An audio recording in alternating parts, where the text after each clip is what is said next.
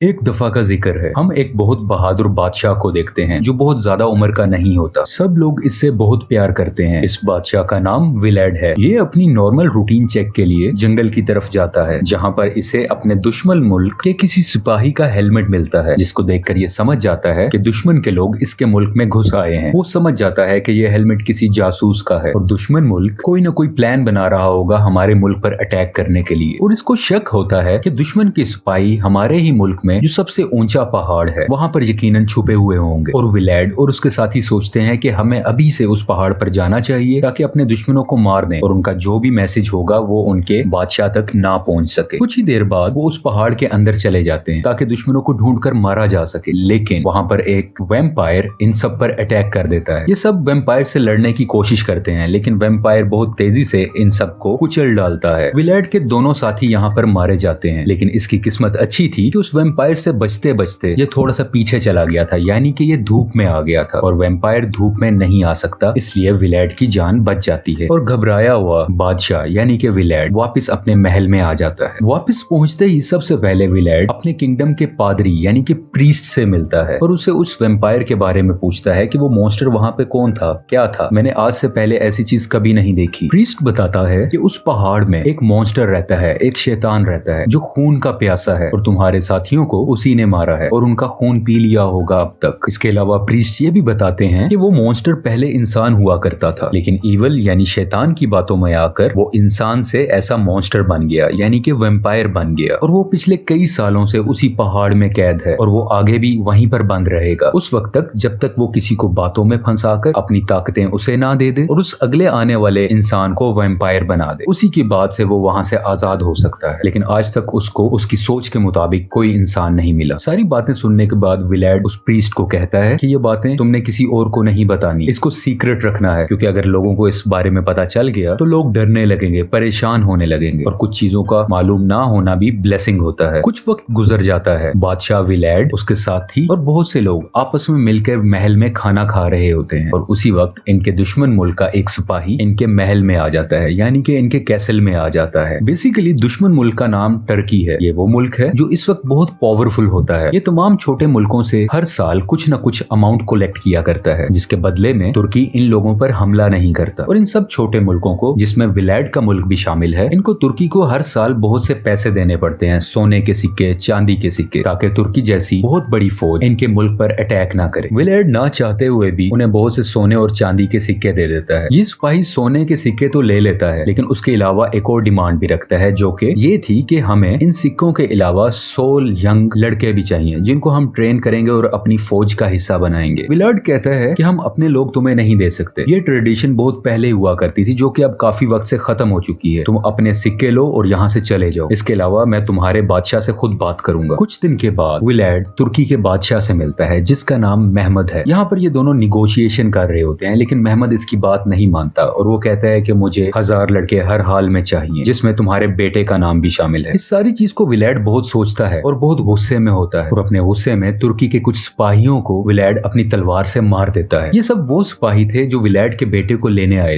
लेकिन विलेड नहीं चाहता था कि उसका बेटा उससे दूर जाए और वो सबको मार डालता है। विलेड का एक करीबी साथी उसके पास आता है और बताता है कि ये तुमने क्या किया, तुमने महमद के आदमी मार डाले, महमद इसका बदला लेगा और वो हमारे मुल्क पर अब हमला करेगा, अटैक कर देगा और हम सबको मार देगा। लेकिन विलेड कहता है वो कोई ना कोई हल जरूर निकाल लेगा और मैं अपने मुल्क की हिफाजत करना जानता हूँ। ये कहकर वो अपने घोड़े पर बैठता है और उसी वैम्पायर वाले पहाड़ की तरफ जाने लगता है। अब ये उस पहाड़ पर पहुंच चुका है, पहाड़ में दाखिल होता है और वैम्पायर से जाकर मिलता है और उसे मदद मांगता है, क्योंकि विलेड को अपने मुल्क को बचाना होता है, अपने दोस्तों को, अपने साथियों को, मुल्क की औरतों और बच्चों को। तो वो उस वैम्पायर से हेल्प मांगता है और दूसरी तरफ उस वैम्पायर को भी किसी ऐसे बंदे की तलाश होती है जो बहादुर हो, जो स्किलफुल हो, जिसे वो अपनी पावर्स दे सके और इस वैम्पायर के कर्ज से आजाद हो सके और वो दोबारा से एक नॉर्मल इंसान बन सके। यहाँ पर दोनों को एक दूसरे की जरूरत थी। वैम्पायर खुद को काट कर अपना कुछ खून एक बर्तन में रखता है और विलेड को कहता है कि ये खून पी लो। खून पीते ही मेरी सारी पावर्स तुम्हारे अंदर आ जाए और तुम इतने ताकतवर बन जाओगे कि तुम अपनी दुश्मन की बड़ी सी बड़ी फौज को भी हरा सकोगे। चाहे तुम्हारे मुकाबले में कितने भी सोल्जर्स हों, तुम उन सबको बहुत आसानी से हरा सकोगे। वैम्पायर उसके साथ एक डील भी करता है। वो उसे सब कुछ बताता है कि अगर वैम्पायर बनने के बाद अगले 3 दिनों में तुमने किसी इंसान का खून ना पिया तो तुम चौथे दिन वापस इंसान बन जाओगे, लेकिन अगर तुमने इन 3 दिनों में किसी भी इंसान का खून पिया तो तुम हमेशा के लिए वैम्पायर बन जाओगे और मैं यहाँ से बिल्कुल आजाद हो जाऊंगा। विलेड को अपने मुल्क को बचाने के लिए कुछ भी करना था। वो उसकी इस डील को भी एक्सेप्ट कर लेता है और उस खून को पी लेता है। खून पीते ही वो ही वैम्पायर बन जाता है और वहीं पर बेहोश हो जाता है। विलेड को जंगल में होश आता है और वो देखता है कि उसके अंदर बहुत सी पावर्स आ चुकी। वो बहुत तेज भागने लगा है। बहुत सी चमगादड़ें यानी कि बैट्स इसका साथ देने लगी हैं और वो इनकी मदद से किसी को भी बहुत ज्यादा नुकसान पहुंचा सकता है। इसके बाद विलेड अपने महल में वापस आ जाता है और उतनी ही देर में तुर्की के बहुत से सोल्जर्स इसके महल पर अटैक कर देते हैं। इन सब से लड़ने के लिए विलेड अपने महल से अकेला निकलता है और इन सब से लड़ने लगता है। तुर्की के कई हजार सोल्जर्स होते हैं और इन सब से विलेड अपने हाथों से, तलवार से, नेज़े से अकेले ही लड़ रहा होता है और थोड़ी ही देर में सब सोल्जर्स को विलेड मार देता है। जब ये वापस अपने महल की तरफ आ रहा होता है तो इसके सब साथी बहुत हैरान होते हैं कि ये तुमने कैसे किया, और विलेड सिर्फ इतना ही कहता है कि इसके बारे में मुझसे कोई कुछ ना पूछे। अब तक विलेड के वैम्पायर होने का सीक्रेट किसी को भी नहीं पता था और कुछ वक्त के बाद तुर्की के बादशाह महमद के पास ये मैसेज पहुंच जाता है कि ट्रांसिल्वेनिया यानी कि विलेड के मुल्क ने हमारे हजारों सोल्जर्स को मार डाला है। लेकिन महमद कहता है मुझे इससे फर्क नहीं पड़ता, मजीद लाख लोगों की फौज तैयार करो और उन पर हमला कर दो और उनको जड़ से उखेड़ दो। ये सब अभी प्लान कर ही रहे होते हैं कि हम विलेड के मुल्क पर हमला करें, लेकिन विलेड तुर्की के मरे हुए सोल्जर्स इनकी तरफ भेज देता है। महमद जब अपने मरे हुए सोल्जर्स को देखता है तो और भी ज्यादा गुस्से में आ जाता है और वो ऑर्डर देता है कि फौरन से फौरन ट्रांसिल्वेनिया की तरफ मार्च किया जाए, यानी उनकी तरफ बढ़ा जाए। जबकि दूसरी तरफ विलेड की वाइफ को उसका राज पता चल जाता है। वो उसको रिलैक्स करने को कहता है और वो कहता है कि मैं इस कर्ज से आजाद हो सकता हूँ, सिर्फ मुझे 2 दिन और वेट करना है और मुझे किसी इंसान का खून नहीं पीना। और सबको सेफ रखने के लिए वो अपनी वाइफ और अपने तमाम साथियों को कहता है कि तुम महल से दूर वाले चर्च में चले जाओ। वो ऐसा इसलिए करता है कि ताकि सब सेफ रह सके, दुश्मनों से भी और विलेड से भी। वो उनको ये भी कहता है कि तुम सब लोग चलो, मैं रात को वहीं पर तुम्हें ज्वाइन कर लूंगा। वो इनके साथ इसलिए नहीं जाता क्योंकि अभी दिन का वक्त है और वैम्पायर्स दिन की रोशनी में नहीं निकल सकते। विलेड के साथी चर्च में जा रहे होते हैं लेकिन रास्ते में ही तुर्की के कुछ सोल्जर्स इन पर हमला कर देते हैं। इस अटैक की वजह से बहुत से लोग मारे जाते हैं। इतनी ही देर में विलेड भी वहां पर आ जाता है और सबको एक एक करके मारने लगता है। और कुछ जो बचे कुचे तुर्की के लोग होते हैं जब वो वापस जाते हैं तो ये खबर आग की तरह फैल जाती है कि विलेड एक शैतान है, एक वैम्पायर है और उसको हराना बिल्कुल नामुमकिन है, उसको हराया बिल्कुल भी नहीं जा सकता। ये सब सुनते ही तुर्की की फौज में डर बैठ जाता है और वो विलेड का मुकाबला नहीं करना चाहते। लेकिन महमद जानता था कि अगर उसकी फौज का मोरल डाउन हुआ तो वो कभी जंग नहीं जीत सके। उनके डर को खत्म करने के लिए महमद अपनी फौज की आंखों पर पट्टी लगा देता है ताकि ना तो वो उसे देखे और ना उनके दिल में कोई डर आए, और अपनी सिपाहियों को जंग के लिए भेज देता है। चर्च के अंदर पादरी को विलेड का सीक्रेट पता चल जाता है और आहिस्ता आहिस्ता इसके अपने ही लोगों को पता चल जाता है कि विलेड एक वैम्पायर बन चुका है, जिस वजह से सब लोग इससे नफरत करने लगते हैं और उसको एक बंद कमरे में भेजकर आग लगा देते हैं और उसको मारने की कोशिश करते हैं। क्योंकि विलेड एक वैम्पायर है तो उसे आग का असर नहीं होता और वो अपने जख्मों को हील कर कर बाहर आ जाता है और वो अपने ही लोगों पर गुस्सा होने लगता है कि मैंने तुम लोगों के लिए ऐसी लाइफ को चुना, तुम्हारी हिफाजत के लिए मैं वैम्पायर बना, तुम लोगों के लिए मुझे अपनी फैमिली को छोड़ना पड़ा और तुम मेरे साथ ऐसा कर रहे हो। फिर विलेड की वाइफ उसके पास आती है और उसके गुस्से को ठंडा करती है और उसे कहती है कि रिलैक्स रहो, सब ठीक हो जाएगा। लेकिन बातों ही बातों में काफी देर हो जाती है और दुश्मन मुल्क तुर्की यानी महमद के सोल्जर्स इनके मुल्क के अंदर दाखिल हो जाते हैं। सिपाही इनके केसल के बिल्कुल करीब पहुंच जाते हैं। विलेड जानता है कि उसके पास इतने सिपाही नहीं है कि वो इतनी बड़ी फौज का मुकाबला कर सके। उसी चर्च में काफी ज्यादा बैट्स भी होती हैं। विलेड अपनी पावर्स के थ्रू उन बैट्स को अपने कंट्रोल में करता है और दुश्मन की फौज पर बैट्स से हमला करवा देता है, जिसकी वजह से इनके बहुत से सिपाही मारे जाते हैं और उतनी ही देर में विलेड खुद भी बैटलफील्ड में उतर जाता है। दूसरी तरफ महमद के कुछ सिपाही छुपके से महल में दाखिल हो जाते हैं, उसी कैसल में जहां विलेड की वाइफ और उसका बेटा था। ये सिपाही विलेड की वाइफ को मारकर गिरा देते हैं और उसके बेटे को अपने साथ ले जाते हैं। विलेड की वाइफ महल से नीचे गिर रही होती है। विलेड देखता है तो वो उसे बचाने की कोशिश करता है। वो उसे पकड़ तो लेता है लेकिन अभी तक कामयाब नहीं हुआ होता। इसकी वाइफ मरने के करीब होती है लेकिन वो उसे कहती है तुम मेरा खून पी लो, क्योंकि अगर तुम ऐसा करोगे तो तुम्हारी वैम्पायर्स वाली पावर हमेशा तुम्हारे साथ रहेंगी और तुम हमारे बेटे को बचा सकते हो। विलेड का ये वैम्पायर के तौर पे आखिरी दिन होता है, लेकिन अगर वो किसी का खून पी लेगा तो वो वैम्पायर बना रहेगा। इसलिए ना चाहते हुए भी वो बहुत रोता है और बिल आखिर अपनी वाइफ के गर्दन पर काट के उसका खून पी लेता है और खून पीते ही विलेड हमेशा के लिए वैम्पायर बन जाता है, जिसका ये मतलब है कि उस पहाड़ में रहने वाला बूढ़ा शख्स, वो बूढ़ा आदमी अब मजीद वैम्पायर नहीं रहा, क्योंकि यही डील थी उनकी। अब विलेड अपने मरते हुए साथियों के पास आता है और उन्हें अपना खून पिला देता है ताकि वो भी इस तरह पावरफुल हो जाएं और फौरन से दुश्मन पर अटैक कर कर उनको हरा सकें। और ये सब लोग दुश्मन पर अटैक कर देते हैं। विलेड अपनी पावर्स का इस्तेमाल करता है ताकि सूरज की रोशनी को छुपाया जा सके। ये बैट्स की मदद से और बादलों की मदद से दिन में भी रात जैसा एनवायरनमेंट कर देता है और विलेड के सब साथी उनके सोल्जर्स को मारने लगते हैं। और अब फाइनली विलेड और मेहमद आमने सामने होते हैं। मेहमद जानता था विलेड के बारे में कि वो वैम्पायर है, इसलिए वो अपने खेमे में बहुत ज्यादा चांदी के सिक्के जमा करके रखता है। वो इसलिए क्योंकि चांदी के सिक्कों की बहुत रोशनी होती है और दूसरा ये भी कि वैम्पायर्स चांदी से दूर भागते हैं और यही वजह है यहाँ पे विलेड की पावर काफी कम होती है। लेकिन बिल आखिर इन दोनों की फाइट के बाद, बहुत मुश्किलों के बाद, विलेड मेहमद को भी हरा देता है और उसको जान से मार देता है। इसके बाद वो अपने बेटे को रिहा करवा लेता है और बाहर लेके आता है। वो अपने साथियों से पूछता है कि कितने लोग बाकी रह गए। उसके साथी कहते हैं कोई भी नहीं, सिर्फ तुम्हारे बेटे के अलावा। यानी कि अब इसके साथी विलेड के बेटे को भी मारना चाहते हैं और उसका खून पीना चाहते हैं, क्योंकि ये सब साथी अब वैम्पायर्स बन चुके थे और विलेड ने ही ये गलती की। जब इसका एक साथी उसके बेटे को मारने के लिए आगे बढ़ता है तो विलेड अपने ही साथी को नेज़े पर चढ़ाकर बुरे तरीके से मार देता है, जिसको देख के सब लोग डर जाते हैं और थोड़ा पीछे ही रहते हैं। यहाँ पर चर्च का प्रीस्ट आता है और विलेड अपने बेटे को उसके साथ भेज देता है ताकि वो सेफ रह सके। ये वक्त दिन का होता है। विलेड ने ही अपनी पावर्स का इस्तेमाल करके इसको रात का वक्त बनाया होता है, क्योंकि सूरज के सामने बहुत से बादल आ चुके थे। विलेड अपनी पावर्स का दोबारा से इस्तेमाल करता है और उन सब बादलों को वहां से हटा देता है, जिसकी वजह से सूरज की रोशनी जमीन पे आने लगती है और सूरज की रोशनी से सब वैम्पायर्स जलने लगते हैं और आहिस्ता आहिस्ता करके मरने लगते हैं, जिनमें विलेड खुद भी शामिल था। और वहां पर सब वैम्पायर्स वहीं पर मर जाते हैं। विलेड के बेटे को ट्रांसिल्वेनिया यानी कि उस किंगडम का बादशाह बना दिया जाता है और आखिरी सीन में हम देखते हैं कि चर्च का प्रीस्ट विलेड के पास आता है और उसे अपना खून पिलाता है, जिसकी वजह से विलेड दोबारा जिंदा हो जाता है। और यहीं पे मूवी की सैड एंडिंग के साथ ये स्टोरी कंप्लीट हो जाती है।